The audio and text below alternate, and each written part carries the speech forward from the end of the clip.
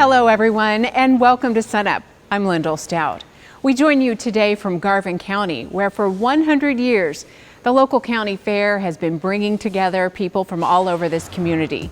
We'll have much more a little bit later in the show. But first, our Extension Small Grain Specialist Jeff Edwards with some important reminders for this time of year.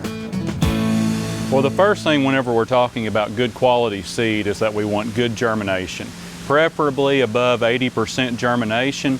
Test weight on that seed, we like to see that at least above 56 pounds per bushel. That was an issue with our crop last year. Most of the time we can increase that test weight significantly by cleaning the seed and removing all those small or shriveled kernels. So that might be a heavy clean out this year to get us up to that desired test weight, but really we need to be at least 56, preferably around 58 pounds per bushel for our seed. Free from weed seed would be the other thing. We don't need to be reintroducing or making any problems that we have worse by bringing new weed seed into the field. So we need to make sure that we're free from weed seed. A good way that a farmer can do that if they're saving their own seed would be to make sure that they're no more than 1 year away from certification. So if they intend to save seed in the coming year, they need to plant certified this fall, plant it in the interior of a field that's known to be weed-free, and save their seed from that area, and just remain no more than 1 year away from certification is just a best management practice if you're saving your own seed. In terms of planting time, this time of year it's a good idea to get a refresher on some of those seed laws. Talk about those. We do have some seed laws, and they can have big implications for our producers. Almost all of the varieties that we have out there now are protected by the Plant Variety Protection Act, specifically Title V of what we call the PVP law. And that law states that the varieties can only be sold as a certified class of seed. Anything outside of that, what we typically call brown bagging, is a violation of the law. So just a few examples. I get a lot of calls on this. Trading truckloads of seed, well, that would be a violation of the law. Selling wheat seed for feed wheat and then planting it, that would be a violation of the law. The other thing that our producers need to keep in mind, most of the things you read in the paper and you look at violations are focused on the person selling the seed. The person buying the seed is also part of that transaction and is also in violation of the law.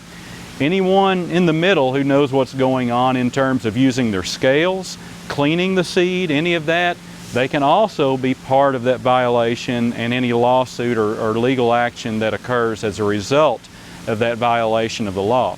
So the main thing is, if you're purchasing seed, make sure that it's certified. Ask for the certification certificate to ensure that it is certified seed. Ask for the tag, as we say. A few things that might throw off a red flag or throw up a red flag for some of our producers: if someone's trying to sell you seed that already has Marshall rye or ryegrass in it, well, it's not certified if it has weed seed in it. So that should throw up a red flag for you immediately, and you might want to walk away from that deal. It sounds like the law casts a pretty big net in who it can include, and there can be penalties. Are there any exceptions, though? Well, producers can save seed to plant back on their own acres, their own operation, for the PVP protected varieties indefinitely. So there's nothing to prevent you from saving the seed to plant back on your own operation, with one exception, and that is our Clearfield varieties. We have double stop CL Plus out there, and there is a utility patent on the gene that confers resistance to Clearfield herbicides in that variety. So since there's a utility patent on that gene, you have to purchase new seed every year. So you have to purchase certified seed of all Clearfield varieties every year. There's no planting back on your operation. And that's really just a good practice in general to make sure that any type of weed resistance issues you have, you're not planting them back on that field. We really don't want to go more than 2 years in a row of that technology on a particular field. Why do we need these laws on the books? Well, there are a few reasons. First of all, we need to protect that intellectual property. For instance, Oklahoma State has developed varieties. The taxpayers and the people of Oklahoma and the wheat farmers of Oklahoma have made a tremendous investment there. So it protects those varieties and prevents someone else from marketing those as non-OSU varieties. The other thing it does for the farmer, it ensures that when you're paying for Bentley seed, you are getting Bentley seed. It makes sure there are checks and balances in place, or a system to make sure that you are getting what you are paying for, and that's pretty important. Seed costs go up. It's important to ensure you're getting the technology and the variety that you're actually paying for. Finally today, this time of year is kind of exciting, I think. The warehouse is busy, seeds being distributed, and it's almost planting time. How are we looking in terms of conditions across Oklahoma? Well, there was actually, I think, quite a few drills that started rolling there around August 31st. We had some moisture in the central part of the state. Planting got started. Those were primarily acres that are going to be for graze out or only grazed by cattle. We're now in mid-September. It's time for the drills to get rolling on those dual purpose acres. There are a few drills going. I think people are kind of holding off to see what happens with our rain situation. The first moisture that we get from this point forward, though, I think we will be all drills, all hands on deck. Everybody's going to be planting, and that will continue through the end of October. Okay, Jeff, thanks a lot. And for more information on the seed laws that Jeff mentioned, go to sunup.okstate.edu.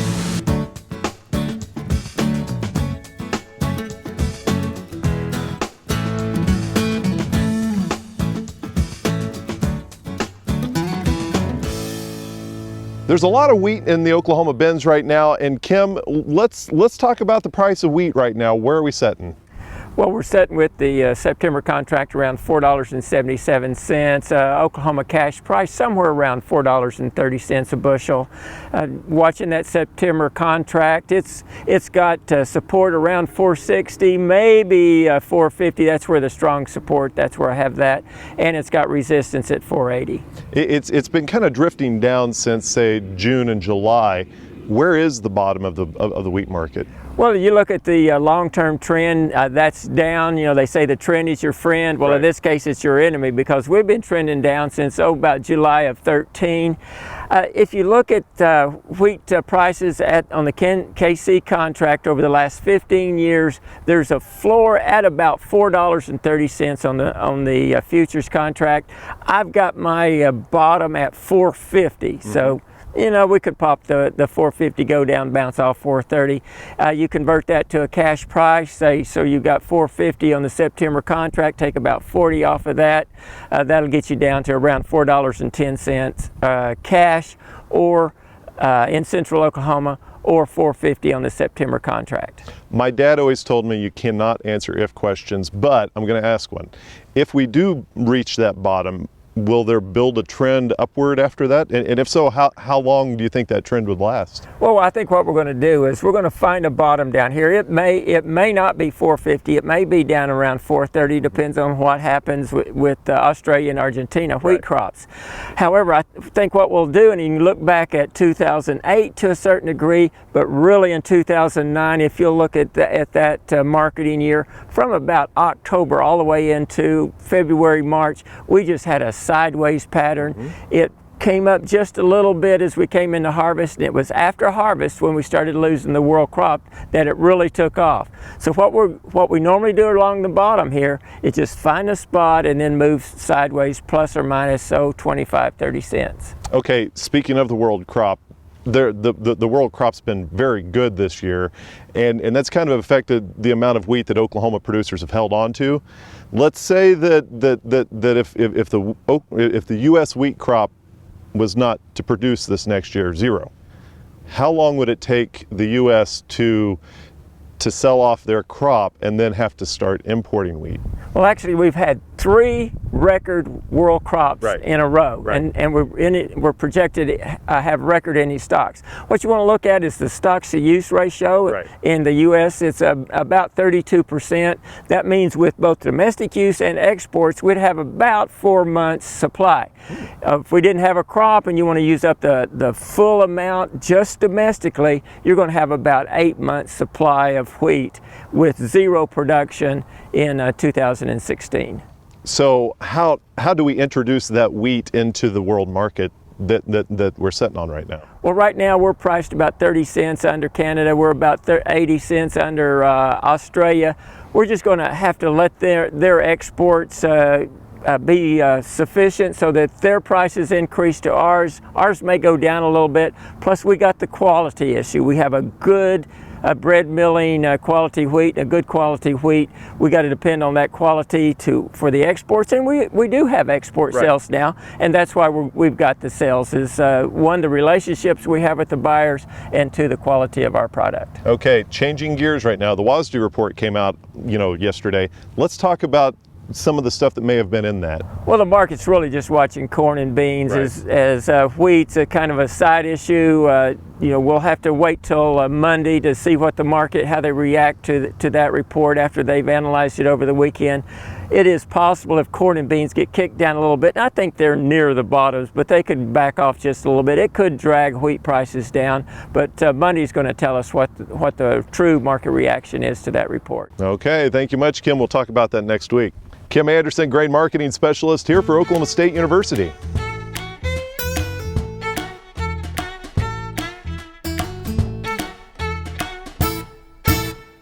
Hi, I'm Al Sutherland with your Mesonet weather report.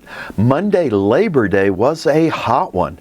63 Mesonet locations had an afternoon high of 100 or more degrees. Another 19 Mesonet sites had an afternoon high air temperature of 99 degrees. Freedom recorded a high of 108 degrees on Labor Day. That tied the summer high set back in July when Buffalo hit 108. As you would expect, the Cattle Comfort Index came in hot too. The hot spots for cattle on Labor Day were Fort Cobb, Ardmore, Ada, and Worcester. All hit 117 degrees on the Cattle Comfort Index. No site in the state was below 103. We saw a lot more variation in the water demand across the state on Monday, September 7th. The high water demand was 53 hundredths at Woodward. The low was 16 hundredths at Broken Bow. Rain came through the state on Tuesday and Wednesday. The west side came up short with most rain amounts below a ½ inch. To the east, the rainfall ranged from just over an inch to 4 82 inches at Eufaula. Here's Gary with a look at our creeping drought status. Thanks, Al, and good morning, everyone. Now, as Al told you, we finally got some good rains across eastern Oklahoma. So, at least in southeastern Oklahoma, that should help some of that drought that's been building over the last few months. Now, let's take a look at that latest drought monitor map and see what we have. I'm showing you original view here. You can see that drought is intensifying from the Arklatex region farther down into Texas up into southeastern and southern Oklahoma. Now, unfortunately, also southwestern Oklahoma is starting to see more of that abnormally dry condition start to be penciled in. So not only does southern Oklahoma need that rainfall, southeastern Oklahoma especially, but southwestern Oklahoma is also starting to need some good moisture. However, we still see big deficits despite this week's rainfall, with less than 2 inches having fallen since August 1st across a large swath of southern and western Oklahoma. Most of the western 2/3 of the state, including the far southeastern corner, of course, have seen less than 60 to even less than 20% of normal rainfall over that time period. Now, fortunately, the lakes and reservoirs for this time of year are still holding up. They're starting to show a little bit of pressure, though, due to that heat dome and the lack of rainfall. Broken Bow, for instance, in far southeastern Oklahoma, is now 3 feet below normal, and we still have several of the lakes across western Oklahoma that are from 3 to 9 feet below normal. So a little bit of pressure on those lakes. Now, luckily, we're starting to enter the cool season, our secondary rainy season of the fall, so maybe we can keep the pressure down on those lakes a little bit, get a little bit of recharge. That's it for this time. We'll see you next time on the Mesonet Weather Report.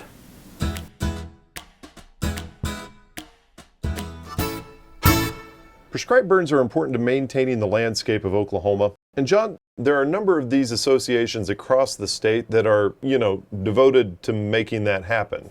Yeah, we currently have 21 prescribed burn associations here in the state, as well as our statewide association, the Oklahoma Prescribed Burn Association, that's working to enhance the ability for all these burn associations to burn, help create new ones and do that. So we've got a big step on that. And then also, again, coming out from that, we've got burn associations in neighboring states that are on the increase as well. And recently, you've conducted some research within the prescribed burn associations. Yeah, a couple of years ago, we did a survey sent it out to the burn associations here in Oklahoma, as well as associations in Texas, Kansas, and Nebraska.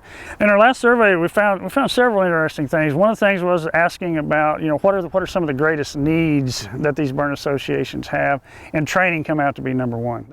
Other things we found out, again, that all the burn associations throughout the Southern Great Plains had conducted 1,100 burns in about the past 15 years that they had done on over 500,000 acres. Wow. And so they had, it's a great start. They're doing a lot of good work. But the biggest thing that I think coming from it and the showing of it is the safety record of these burn associations. Because in that survey, we asked them how many spot fires they had, and that showed up at 20%. Then the next thing was we asked about escaped fires. Out of 1,100 burns that were reported on that survey, there was 16 escape fires, 1.5%. Also, we asked the question, have you been involved in any lawsuits or insurance claims because of your fires?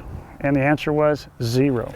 Because the biggest majority of those fires that had escaped or even spot fires were less than 1/10 of an acre in size. They're very small. It doesn't go out and burn the whole countryside up as like most people have this vision that it does, like a wildfire does. So John, what's on the horizon as far as this goes? Well, from this survey, we've kind of decided, we need to keep a better record of what's going on with the burn associations and with prescribed fire here in the state and throughout the Southern Great Plains in general. So through Oklahoma Cooperative Extension Service and the Oklahoma Prescribed Burn Association on the OPBA website, we have a burn entry form that's available. And even if you're not a member of a burn association, we want that information. We've got a thing you can check that I'm a private landowner, non-PBA member. We want all the information we can on prescribed fires. We're going to continue to keep this site up and going, again, getting good results from it, and we hope that everybody will log their burns in. Again, we don't want any personal information. It's not going to go back to anything. You won't get anything coming back to you.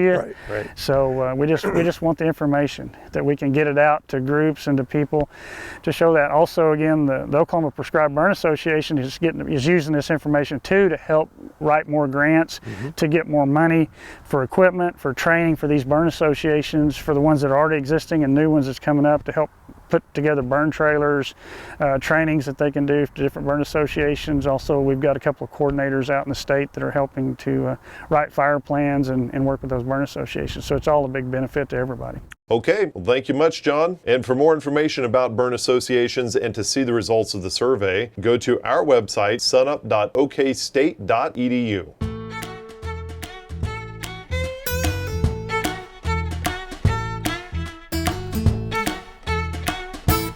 We're approaching that time of the year when many cow-calf operations in the plains will be weaning the calves, and some of them may be weaning the calves rather soon because they're trying to meet the requirements for some of the value-added calf sales. Most of the value-added calf sales require that the calves have been weaned 45 days prior to sale date. And some producers may think, man, that seems like a long period of time. Why do we have to wait that long or have the calves weaned that long before we're sending them off to the sale?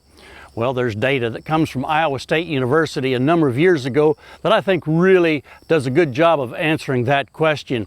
You see, they looked at over 2,000 calves, half of which had been weaned less than 30 days before being shipped, and the other half being weaned longer than 30 days before being put through to the feedlot or to the stocker operation where they eventually would be grown out.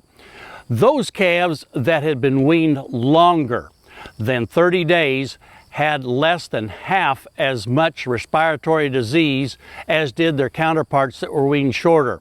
In fact, the numbers look like this. About 13% of the calves that had been weaned longer than 30 days were found to have BRD, or bovine respiratory disease, as they got to the feed lot. Those that were weaned at a shorter period of time, 28% of them came down with some kind of respiratory disease. And perhaps just as importantly was the fact that of the calves that got sick, those that had been weaned a short period of time, less than 30 days, 6% of those calves were treated 3 or more times to get over the disease, whereas in the case of the calves that had been weaned a much longer period of time before being shipped, only 1% of those calves were treated 3 or more times. So if you're in the situation where you're out buying calves to go on wheat pasture or go into a feed lot, you're going to be very interested in those calves that have less of a disease likelihood to show up on your operation. And you're going to be willing to pay a few more dollars for those calves that have been weaned a longer period of time to avoid those treatment costs. If you're on the cow-calf side of this operation, then you certainly want to be involved in some of these value-added calf sales, have those calves weaned and vaccinated at least 45 days prior to sale date, and I think you'll see that the premiums that we're receiving at these value-added calf sales are worth the time, the effort, and the expense that you put into these calves over 45 days. Hey, we look forward to visiting with you again next week on SUNUP's Cow-Calf Corner.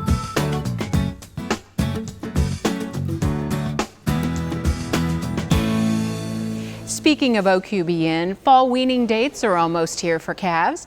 Here's Gant Maurer to explain. Of course, the OQBN program uses beef quality assurance practices, the best management practices for that calf crop. And then once they meet the VAC 45 requirements, meaning they must be weaned for 45 days, have proper vaccinations into those calves, then they're eligible to market those cattle really when and wherever they want to, but they can market those cattle at selected sale barns across the state. One of our biggest reasons why people like to produce and to enroll in our program is the fact that they're already doing these practices anyway. They're already weaning these calves for at least 45 days, if not longer. They're already giving the vaccinations. And one thing that I found is that the cattle producers in Oklahoma, they like to take care of their calf crop, and they're proud of the animals they raise. And so that's why they're going ahead and doing this.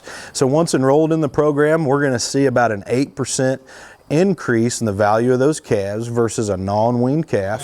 Those buyers are purchasing those calves at a premium, but when they do that, they expect those calves to perform well once they purchase those cattle, to be extremely healthy and gain once they get them home. And really that's what we do. That's what those calves do. Our death loss after the sale of those calves is less than 1%. The death loss on the ranch of those calves is about 0.5%. And so we really have a good relationship between the buyers and the sellers. Those weaning deadlines are quickly approaching. The first sale is in Cherokee on October 28th, and that weaning deadline is mid-September. So if there's a specific sale that you would like to get into, just go ahead and look at our website and look when those weaning deadlines are, and we'd be more than happy to get you registered for those particular sales across the state.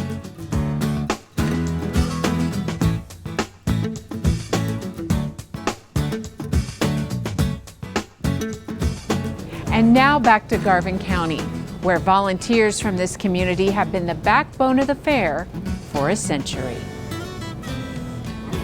In Garvin County, the fair is so much more than beautiful quilts, homemade goodies, and a treasured craft.